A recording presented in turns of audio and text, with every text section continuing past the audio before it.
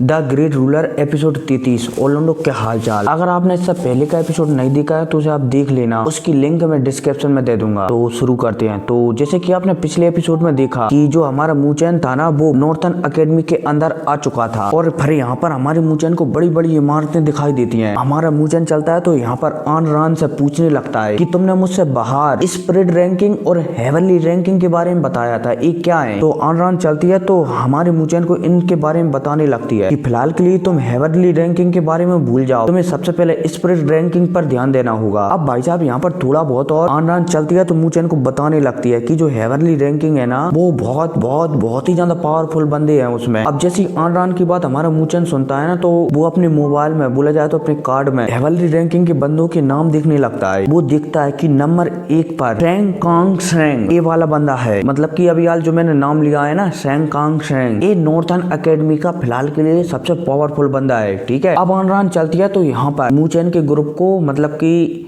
जितनी भी मूचैन के साथ बंदे आए हुए थे ना उन्हें एक प्लेटफॉर्म पर ले आती है। अब यहाँ पर और भी बोला जाए तो नॉर्थन एकेडमी में चारों तरफ से जो बंदे आए हुए थे ना वो सारे के सारे बंदे यहीं पर इकट्ठा हो जाते हैं इस प्लेटफॉर्म पर। अब इतने में हमें यहाँ पर एक नीले बालों वाली लड़की को बताया जाता है जो कि देखने में एकदम बहुत ही ज्यादा सुंदर लग रही होती है। अब यहाँ पर आन चलती है तो इस लड़की के बारे में बताने लगती है कि ये लड़की है ना ये आइस क्लैन से है और जो आइस क्लैन है ना उसको सपोर्ट लिंगडोंग करता है। और भाई साहब ये लिंगडोंग कौन है इसकी स्टोरी भी मैं इसी चैनल पर डाल रहा हूँ कि भाई जो लिंगडोंग है ना वो एक अलग दुनिया से आया है। ठीक है। वो इसी दुनिया में आ गया है और इसी दुनिया में हमारा ज्ञान भी है फिलहाल के लिए। ठीक है। मतलब कि जो Battle Through the Heavens Marvel universe वे दोनों खत्म हो जाते हैं ना तो उन दोनों के हीरो इसी दुनिया में आ जाते हैं। ठीक है। द ग्रेट 1000 वर्ल्ड में। उम्मीद है समझ गए होंगे। अब इतने में आन चलती है तो यहाँ पर एक और आदमी को बताने लगती है कि ये उस साइड से आया हुआ है। इतने में अब आन चलती है तो एक और आदमी को बताने लगती है। अब जैसे ही आन ये आदमी को बताती है ना, बोला जाए तो इस लड़के को बताती है ना, तो मूचैन कह देता है कि इसके बारे में मत बताओ, मैं इसके बारे में जानता हूँ, इसका नाम यांग होंग है। चलो मैं एक बार और समझा देता हूँ कि भाई जो यहाँ पर इस प्लेटफॉर्म पर जितने भी बंदे आए हुए हैं ना वो 4 साइड से आए हैं। एक साइड से हमारा मूचैन आया है, एक साइड से ये नीले बालों वाली लड़की आई हुई है, एक साइड से यांग होंग आया हुआ है और एक साइड से एक और बंदा आया हुआ है जिसका नाम पता नहीं क्या है। लेकिन 4 साइड से चारों बंदे सॉरी हजारों बंदे आए हुए हैं नॉर्थन एकेडमी में ट्रेनिंग लेने के लिए। उम्मीद है समझ गए होंगे। अब जैसे यहाँ पर हमारा मूचैन यांग होंग का नाम लेता है ना तो जो यांग होंग था ना वो भी हमारे मूचैन को देख लेता है। अब जैसे यांग होंग की नजर हमारे मूचैन पर पड़ती है ना तो यांग होंग हमारे मूचैन को देखते ही समझ जाता है कि मूचैन की पावर क्या है। और भाई साहब जैसे यांग होंग मूचैन की पावर दिखता है ना तो इसके चेहरे पे एकदम हंसी सी छा जाती है और ये मूचैन पर तरस खाते हुए कहने लगता है कि ब्लड कैलामिटी मूचैन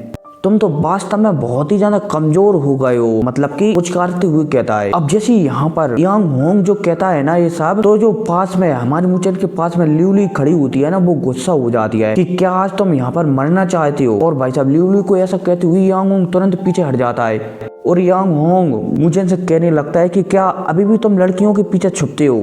और भाई साहब यह कहकर अब मूचैन चलता है तो अपने 2 कदम आगे बढ़ाता है। लेकिन इतने में ही जो बुड्ढा था ना, मतलब कि जो हमारे मूचैन के लोगों को बाहर लेने के लिए गया था वो यहाँ पर कहने लगता है कि अभी मत लड़ो, बाद में बहुत मौके आएंगे तुम्हारे लड़ने के, तब लड़ लेना। और भाई साहब इस बुड्ढे की बात सुनकर मूचैन पीछे हो जाता है और यांग होंग भी पीछे हो जाता है। अब इतने में यहाँ पर 10 से 12 बंदे प्रकट होते हैं और ये बुड्ढा चलता है तो यहाँ पर कहने लगता है कि तुम्हें ये बंदे दिख रहे हैं ना 10 से 12 बंदे, ये यहाँ के चौकीदार हैं। बोला जाए तो ये तुम्हारी देखभाल करेंगे और अगर तुम्हें कोई भी प्रॉब्लम होगी ना तो तुम इनसे जाकर कह सकते हो, ये उस प्रॉब्लम का समाधान करने के लिए तुम्हारी मदद करेंगे। अब भाई साहब यह कहती है, ये बुड्ढा चलता है तो यहाँ से चला जाता है और ये 10 से 12 बंदे थे ना इनमें से एक बंदा चलता है तो ये बंदा हमारे मूचैन के पास आ जाता है और बाकी के जो 10 से 12 बंदे थे ना वो इधर उधर अलग अलग स्टूडेंटों के पास चले जाते हैं। अब इतने में एक बंदा चलता है तो ये हमारे मूचैन के ग्रुप से कहने लगता है कि तुम्हें मेरे साथ चलना। और यही मूचैन भी इस बंदे की बात मानता है और इसके पीछे पीछे जाने लगता है। और मूचैन के पीछे पीछे ल्यूली, किंगलिंग, चाओकी और बाकी के बहुत सारे लोग, लगभग हजारक लोग थे, हजारक स्टूडेंट थे, वो इस बंदे बोला जाए तो हमारे मूचैन के पीछे पीछे जाने लगते हैं। अब ये उड़ते उड़ते एक जगह पर पहुंचते हैं। अब जैसे यहाँ पर हमारा मूचैन पहुंचता है ना तो वो देखता है कि यहाँ पर बहुत सारे इमारतें बनी हुई हैं, बोला जाए तो कमरे बनी हुई हैं, मतलब कि आप अपार्टमेंट मान सकते हो, अपार्टमेंट बनी हुई है।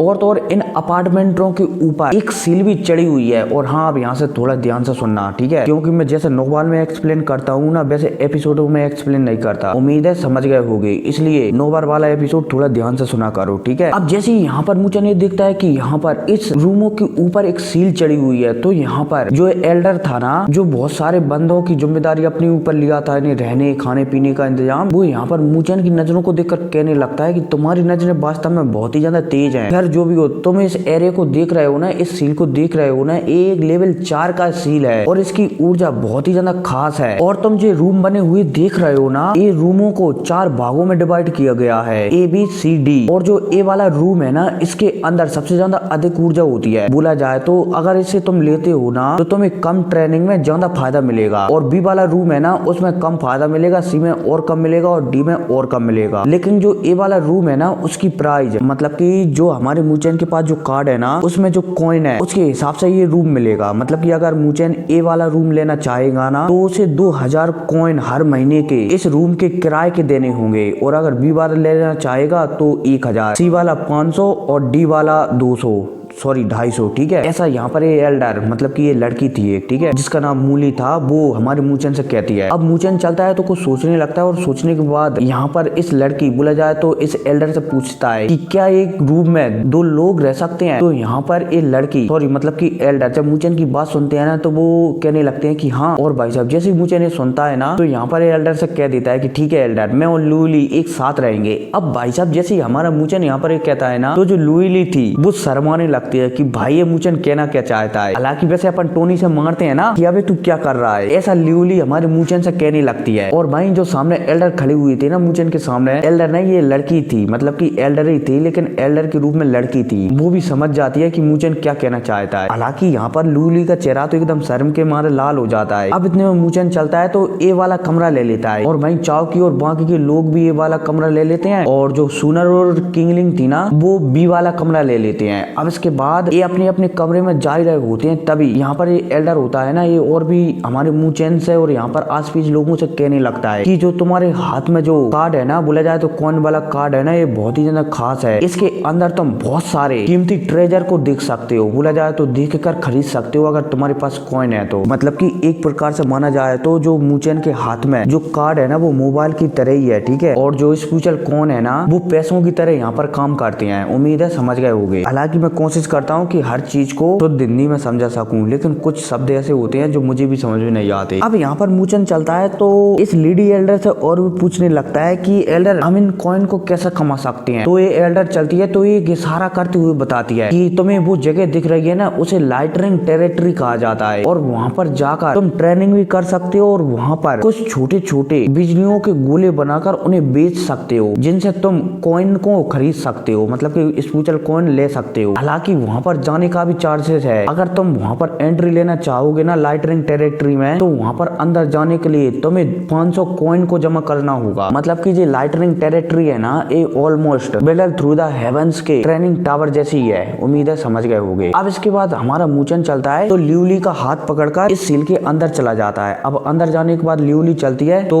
एक ऐसे घर को सिलेक्ट करती है, बोले जाए तो एक ऐसे कमरे को सिलेक्ट करती है जो कि 2 मंजिल था। अब ल्यूली चलती है तो यहाँ पर मुचन से कहने लगती है कि मैं ऊपर रहूंगी और तुम नीचे रहोगे। और भाई मुचन भी ज्यादा कुछ कर नहीं सकता था, इसलिए वो भी ल्यूली की बात मान जाता है। अब ल्यूली चलती है तो वो ऊपर चली जाती है और मुचन चलता है ना, तो वो फाइनली बिस्तर पर जाकर ऐसा कूद जाता है, बोला जाए तो लेट जाता है एकदम मुलायम बिस्तर पर। अब मुचन जैसे ही इस बिस्तर पर लेटता है ना, तो मुचन को अपने घर की याद आने लगती है और वो यहाँ पर मन में सोचने लगता है कि फादर, मैं बहुत जल्द अपनी माँ को ढूंढकर दोबारा से हमारे परिवार को एक कर दूंगा। अब भाई साहब ये मुचन हमारे सोचता ही है। तभी मुचन चलता है तो जो नॉर्थन अकेडमी में आने से उसे जो कार्ड मिला था ना, उसे दोबारा से अपने हाथों में लेकर उसे देखने लगता है और उसे एक्सप्लेन करने लगता है। बोला जाए तो उसमें देखने लगता है कि इस आखिर इस चीज में क्या क्या चीज हैं। और हाँ, अब इसके आगे का वीडियो आपको कल सुनने को मिल जाएगा, ठीक है, जो कि 33 एपिसोड वाला ही एपिसोड होगा। उम्मीद है समझ गए होंगे। तो मिलते हैं अगले वीडियो में। Take care.